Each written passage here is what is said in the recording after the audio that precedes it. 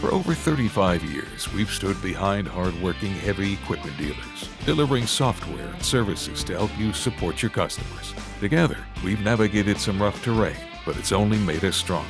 As we look forward, CDK Global is prepared to bring you even more. We've accelerated our virtual customer experience with solutions to help optimize your operations to be more innovative, profitable, and self-sufficient, today and for the future.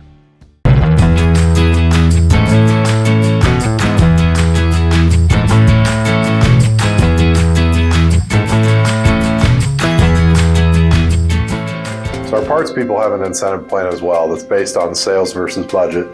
But in order for them to be eligible for that incentive, there's also 5 pre-qualifiers they have to achieve.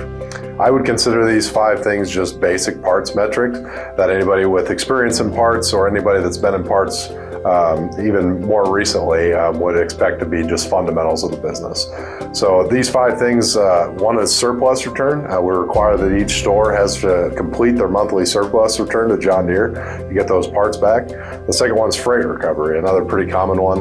Our stores have to achieve over 90% freight recovery for the month, for each month in the quarter in order to be eligible for the incentive plan.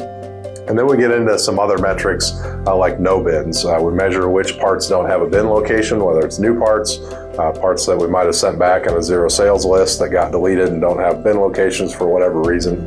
We expect our stores to have those cleaned up, and if not, then they're not eligible for the plan. The next one is negative on-hand parts. If there's any reason that a part got sold in the negative, whatever might have happened there, that's another basic metric that we expect them to have cleaned up in order to be eligible for the plan. And the final one's hang tickets. We only give them the ability to have 10 hang tickets that have been hanging in the system for longer than 20 days in order to be eligible. So our expectation there with the 20-day limit is by 20 days, most of the parts that they may have ordered, whether it be from John Deere or another vendor, should have arrived, and there should really be no reason that a hang ticket would be in the system for longer than 20 days. So if they achieve all 5 of those key metrics or basic metrics, then they're eligible as long as they hit their sales versus budget for the parts incentive.